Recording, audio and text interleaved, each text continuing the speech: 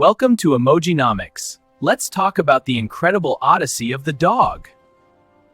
Want to know how it went from being a predator of ancient times to man's best friend today? Stay tuned. Did you know we spend billions on creatures that literally smell poop and think the vacuum cleaner is the devil?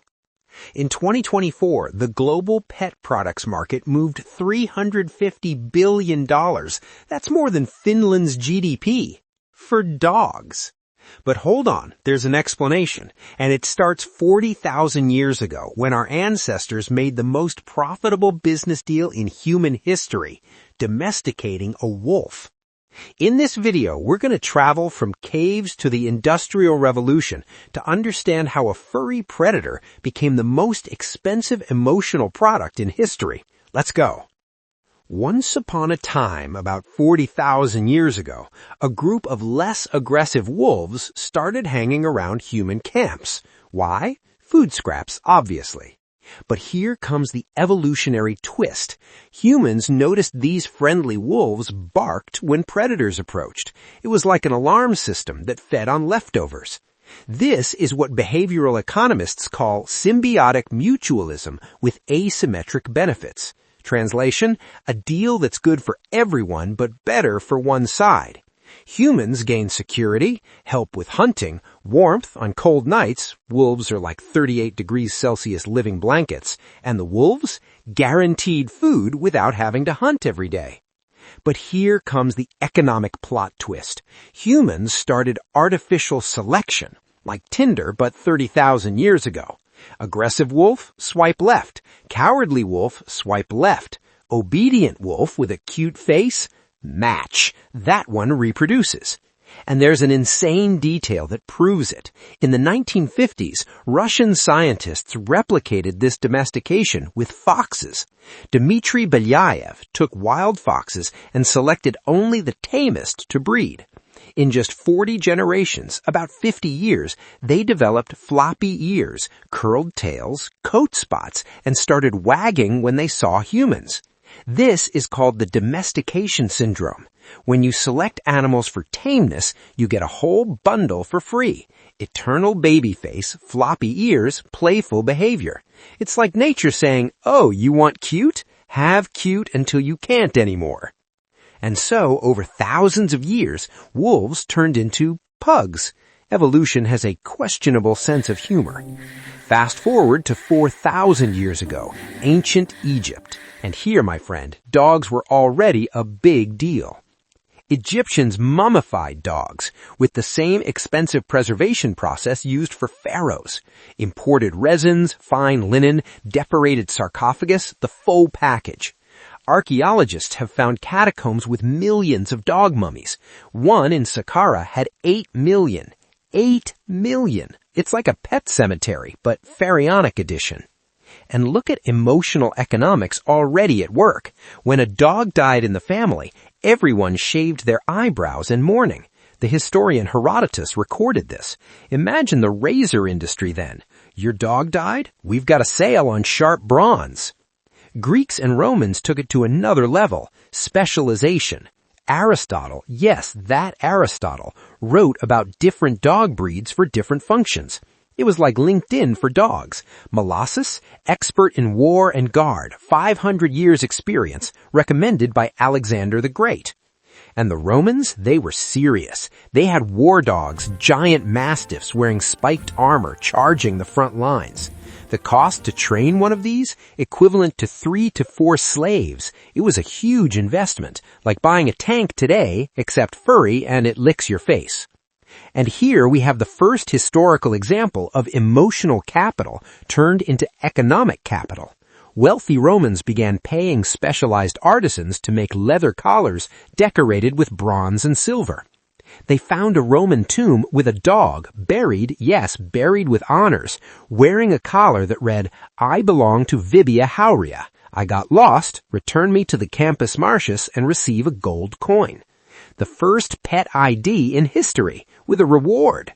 That Vibia Haurea loved that dog a lot, or was very rich, or both. And each region had its specialties. Britain, fast hunting dogs. Gaul, scent hounds. Epirus war dogs, Melita lap dogs for Roman ladies, the ancestors of the Maltese. That's market segmentation 2,000 years before modern marketing. And there were already tiered prices. A war dog cost 10, 20 times more than a farm dog. And then we arrive in the Middle Ages, and it wasn't great for dogs. The Catholic Church had a philosophical beef with animals. St. Augustine said animals didn't have a rational soul. Thomas Aquinas confirmed it. So dogs became tools, like a hammer that barks and sometimes bites. Killing a dog wasn't a moral crime, it was property damage, like breaking your neighbor's cart. But, and here economics shows up again, there was a brutal class divide. For the nobility, hunting dogs were worth literal gold.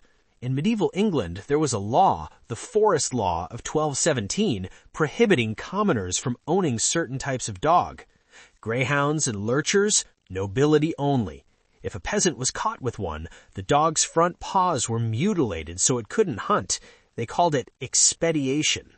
That was medieval market protection economics. Hunting was an aristocratic privilege.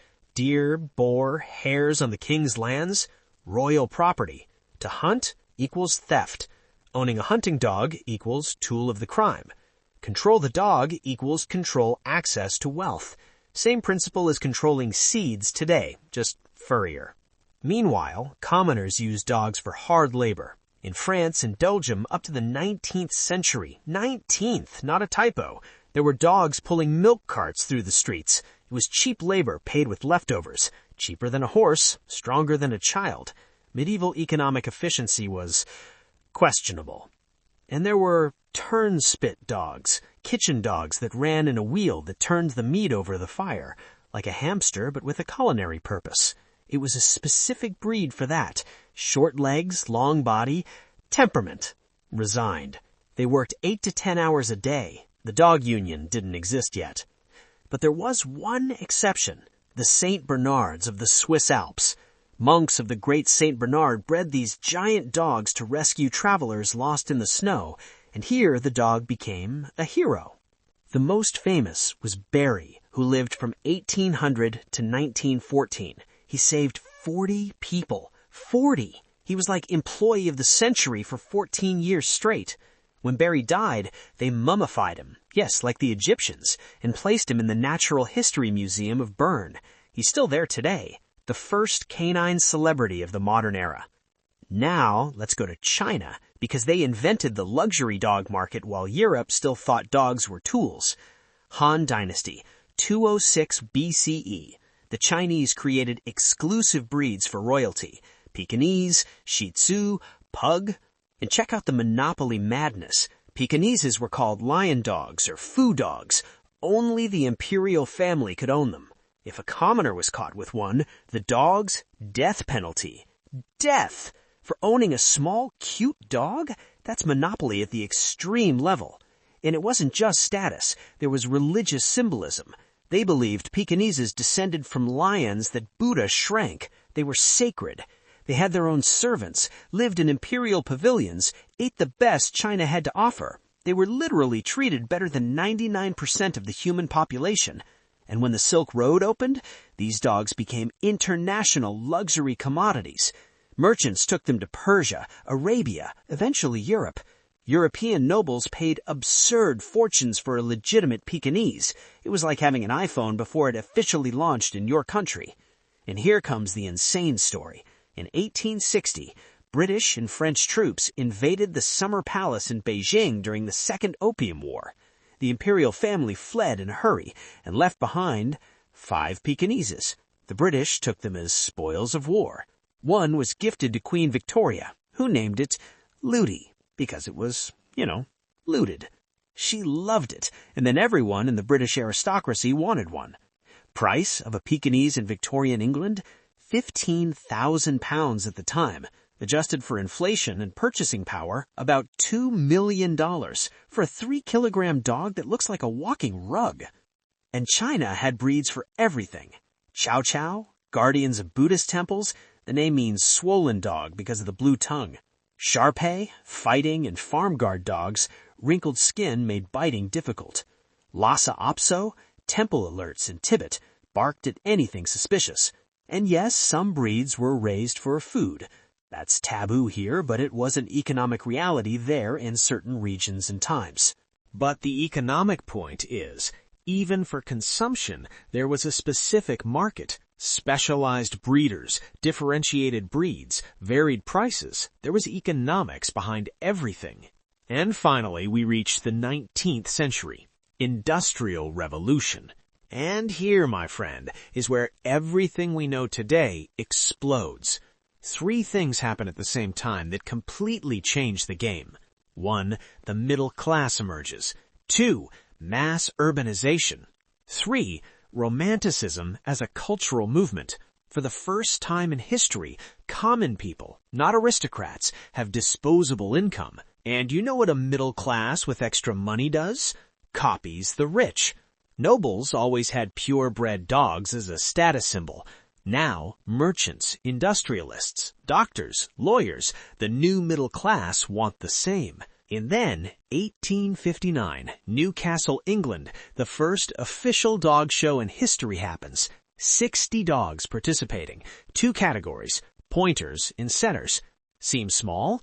In 4 years, the London show had 1,214 dogs entered. And look at behavioral economics at work. Owners began paying specialized breeders to develop specific traits. It wasn't about function anymore. Hunt, guard, pull. It was about pure aesthetics. Ears of the right size, coat of the right texture, muzzle of the exact length. It was genetic engineering driven by vanity. And then, 1873, the British Kennel Club was founded, the world's first organization dedicated to registering and standardizing dog breeds. And that changed everything economically. Now there was official certification that created 1. Standardization, or legitimate dogs versus mutts. 2. Controlled scarcity. Not everyone can get certified. 3. Premium market. Certified dogs cost 10 to 50x more. 4. Ego inflation. My dog has a pedigree. It's the same business model as diamonds, wines, luxury handbags. Artificial scarcity through certification, and boom, luxury market established. And then urbanization. 1800, 10% of Britain's population lives in cities. 1900, 80%. And in small urban apartments and houses, dogs lose practical functions. No one needs a hunting dog on the 3rd floor of a building in London. So the companion dog is born. Small, cute dogs that exist only to, exist and make you feel good. And here is the crucial economic turning point that changes everything for the coming decades. For the first time in history, the dog becomes a pure emotional product. It doesn't hunt, doesn't protect, doesn't pull anything, doesn't do anything useful. It just exists. And that's enough because it makes you happy. That's what economists call the affective economy. The value isn't in what the product objectively does, but in what it makes you subjectively feel. And then, finally, the market is born. 1860s. James Spratt, an American electrician in London, sees sailors giving old biscuits to port dogs. He thinks, what if I made biscuits for dogs? And he invents the world's first commercial dog food, Spratt's patent meat fibrine dog cakes. Immediate success. 1890s, the first pet specialty stores open in London and Paris. 1900s, veterinary medicine becomes an official profession with colleges, certification, the works. Every emotional need becomes a market niche. Bored dog, toys. Ugly dog, grooming. Sick dog, veterinarian. Hungry dog, special food. A dog that's alive, decorative accessories. And so we arrive at the 20th century. From wolves in caves to pugs in apartments, from survival tools to status symbols. But what we've seen so far, it's only the beginning. Because in the 20th and 21st centuries, this market will explode in ways no one in 1900 could have imagined. $1,000,000 inheritances, luxury spas, canine psychologists, personal trainers, birthday buffets, and science finally discovering why we go crazy over these creatures. If you enjoyed the video, give it a like, turn on notifications, and subscribe to the channel. We'll have a part 2.